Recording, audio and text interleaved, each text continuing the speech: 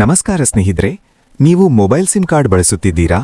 ಅದು ಜಿಯೋ ಆಗಿರಲಿ, ಏರ್ಟೆಲ್ ಆಗಿರಲಿ ಅಥವಾ ಬೇರೆ ಯಾವುದೇ ಕಂಪನಿ ಆಗಿರಲಿ, ಪ್ರತಿ ತಿಂಗಳು ಹೆಚ್ಚುತ್ತಿರುವ ರೀಚಾರ್ಜ್ ಖರ್ಚಿನಿಂದ ಕಂಗೆಟ್ಟಿದ್ದೀರಾ?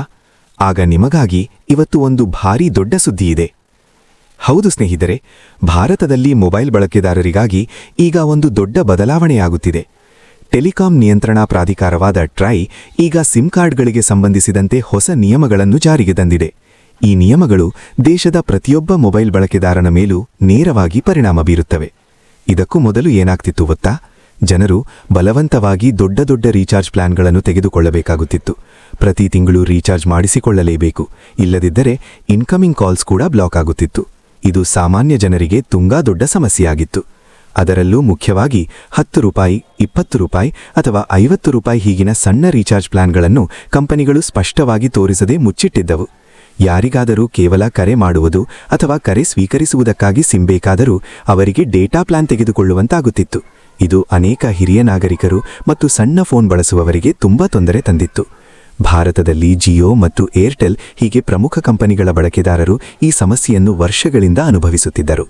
ಕೆಲವರು ಕೇವಲ ತಮ್ಮ ಸಿಮ್ ಆಕ್ಟಿವ್ ಇರಲು 150 ರೂಪಾಯಿಯಿಂದ 200 ರೂಪಾಯಿವರೆಗೆ ರೀಚಾರ್ಜ್ ಮಾಡಬೇಕಾಗುತ್ತಿತ್ತು. ಆದರೆ ಅವರಿಗೆ ಇಂಟರ್ನೆಟ್ ಅಗತ್ಯವೇ ಇರಲಿಲ್ಲ. ಈ ವಿಷಯವನ್ನು ಸಂಸತ್ತಿನಲ್ಲಿಯೂ ಚರ್ಚಿಸಲಾಯಿತು. ಏಕೆ ಸಾಮಾನ್ಯ ಜನರಿಗೆ ಸಸ್ತಾ ಪ್ಲಾನ್ಗಳನ್ನು ಕೊಡಲಾಗುತ್ತಿಲ್ಲ ಎಂಬ ಪ್ರಶ್ನೆಗಳು ಕೇಳಲ್ಪಟ್ಟವು. ಇದರ ಜೊತೆಗೆ ಮತ್ತೊಂದು ದೊಡ್ಡ ಸಮಸ್ಯೆ ಏನೆಂದರೆ, ಮೊದಲು 30 ದಿನಗಳ ಪ್ಲಾನ್ ಇತ್ತು, ಆದರೆ ಈಗ ಕಂಪನಿಗಳು ಅದನ್ನು 28 ದಿನಗಳಿಗೆ ಕಡಿತ ಮಾಡಿವೆ. ಇದರ ಅರ್ಥ ಏನು ಗೊತ್ತಾ?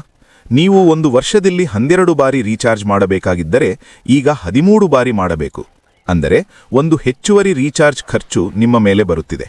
ಇದು ಸಣ್ಣ ವಿಷಯ ಅಂತ ಅನಿಸಬಹುದು, ಆದರೆ ಲಕ್ಷಾಂತರ ಜನರಿಂದ ಇದು ದೊಡ್ಡ ಮೊತ್ತವಾಗುತ್ತದೆ. ಈ ಎಲ್ಲ ಸಮಸ್ಯೆಗಳನ್ನು ಗಮನದಲ್ಲಿಟ್ಟುಕೊಂಡು ಈಗ TRAI ಹೊಸ ನಿಯಮಗಳನ್ನು ತಂದಿದೆ. ಇದರ ಮುಖ್ಯ ಉದ್ದೇಶ ಸಾಮಾನ್ಯ ಜನರಿಗೆ ರಿಲೀಫ್ ಕೊಡೋದು ಮತ್ತು ಟೆಲಿಕಾಂ ಕಂಪನಿಗಳ ಮೇಲೆ ನಿಯಂತ್ರಣ ಸಾಧಿಸುವುದು. ಈಗ ಹೊಸ ನಿಯಮಗಳ ಪ್ರಕಾರ ಮೊದಲ ದೊಡ್ಡ ಬದಲಾವಣೆ ಏನೆಂದರೆ, ಎಲ್ಲಾ ಟೆಲಿಕಾಂ ಕಂಪನಿಗಳು ತಮ್ಮ ಎಲ್ಲಾ ರೀಚಾರ್ಜ್ ಪ್ಲಾನ್ಗಳನ್ನು ಸ್ಪಷ್ಟವಾಗಿ ತೋರಿಸಲೇಬೇಕು. ನೀವು ಮೊಬೈಲ್ ಆಪ್ ಮೂಲಕ ರೀಚಾರ್ಜ್ ಮಾಡಲಿ, ವೆಬ್ಸೈಟ್ ಮೂಲಕ ಮಾಡಲಿ ಅಥವಾ ಅಂಗಡಿಯಲ್ಲಿ ಮಾಡಲಿ, ಎಲ್ಲಾ ಪ್ಲಾನ್ಗಳ ವಿವರ ನಿಮಗೆ ಕಾಣಿಸಬೇಕು. ಇದರಿಂದ ಸಣ್ಣ ರೀಚಾರ್ಜ್ಗಳನ್ನು ಈಗ ಮುಚ್ಚಿಡಲು ಸಾಧ್ಯವಿಲ್ಲ.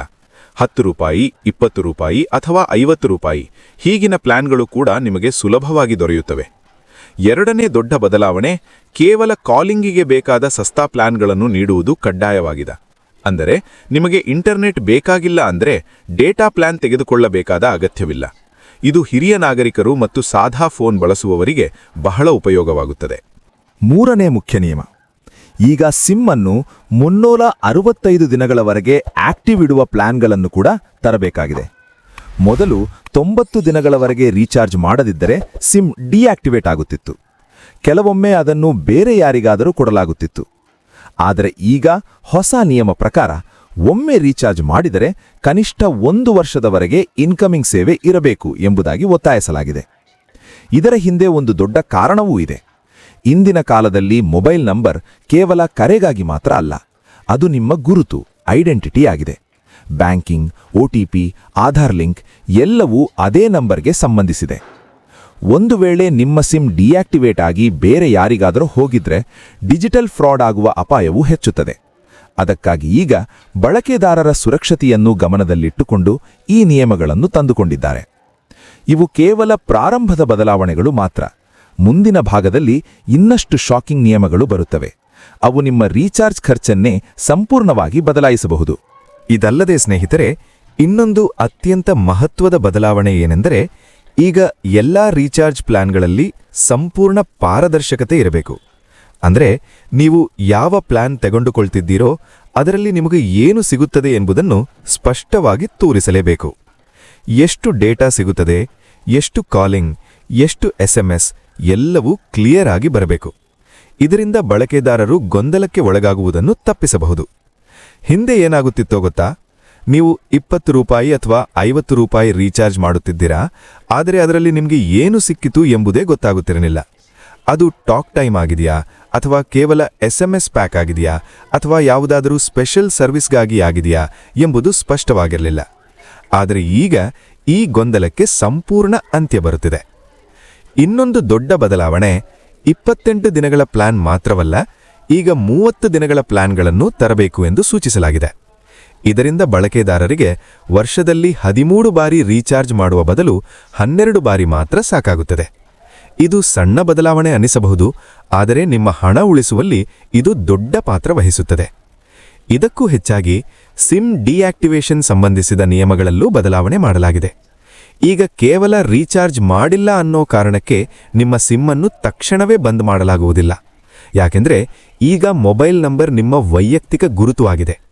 ಬ್ಯಾಂಕ್, OTP, ಆಧಾರ್ ಎಲ್ಲವೂ ಅದೇ ನಂಬರ್ಗೆ ಲಿಂಕ್ ಆಗಿರುತ್ತದೆ. ಒಂದು ವೇಳೆ ಸಿಮ್ ಬೇರೆ ಯಾರಿಗಾದ್ರೂ ಹೋಗ್ಬಿಟ್ರೆ ಅದು ದೊಡ್ಡ ಭದ್ರತಾ ಸಮಸ್ಯೆ ಆಗಬಹುದು. ಆದ್ರಿಂದ ಈಗ ಬಳಕೆದಾರರ ಸುರಕ್ಷತೆಯನ್ನ ಗಮನದಲ್ಲಿಟ್ಕೊಂಡು ಕಂಪನಿಗಳ ಮೇಲೆ ಕಟ್ಟುನಿಟ್ಟಿನ ನಿಯಮಗಳನ್ನು ಜಾರಿಗೆ ತಂದಿದ್ದಾರೆ. ಈ ಎಲ್ಲ ನಿಯಮಗಳನ್ನು ಅನುಷ್ಠಾನಗೊಳಿಸಲು ಕಂಪನಿಗಳಿಗೆ ಸಮಯ ಕೂಡ ನೀಡಲಾಗಿದೆ ಮತ್ತು ಈಗ ಹಂತ ಹಂತವಾಗಿ ಈ ನಿಯಮಗಳು ಜಾರಿಗೆ ಬರ್ತಿವೆ. ಒಟ್ಟಿನಲ್ಲಿ ಹೇಳೋದಾದ್ರೆ, ಇನ್ನು ಮುಂದೆ ನೀವು ದುಬಾರಿ ರೀಚಾರ್ಜ್ ಮಾಡುವ ಅವಶ್ಯಕತೆ ಕಡಿಮೆಯಾಗಬಹುದು ಮತ್ತು ನಿಮ್ಮ ಹಕ್ಕುಗಳ ಬಗ್ಗೆ ನೀವು ಇನ್ನಷ್ಟು ಜಾಗರೂಕರಾಗಬಹುದು. ಈ ಮಾಹಿತಿ ನಿಮಗೆ ಉಪಯೋಗವಾಗಿದೆ ಅನಿಸಿದ್ರೆ ಈ ವಿಡಿಯೋಗೆ ಲೈಕ್ ಮಾಡಿ ಮತ್ತು ನಿಮ್ಮ ಸ್ನೇಹಿತರು, ಕುಟುಂಬದವರ ಜೊತೆ ಶೇರ್ ಮಾಡಿ. ಹಾಗೆ ಇಂತಹ ಉಪಯುಕ್ತ ಮಾಹಿತಿಗಾಗಿ ನಮ್ಮ PM ಸೇವಾ ಕರ್ನಾಟಕ ಚಾನೆಲ್ ಅನ್ನು ಸಬ್ಸ್ಕ್ರೈಬ್ ಮಾಡೋದನ್ನ ಮರೆಯಬೇಡಿ. ನಿಮಗೆ ಯಾವುದೇ ಪ್ರಶ್ನೆಗಳು ಅಥವಾ ಅಭಿಪ್ರಾಯಗಳಿದ್ರೆ ಕಮೆಂಟ್ನಲ್ಲಿ ತಿಳಿಸಿ. ನಾವು ಖಂಡಿತ ಉತ್ತರ ಕೊಡ್ತೀವಿ. ಧನ್ಯವಾದಗಳು.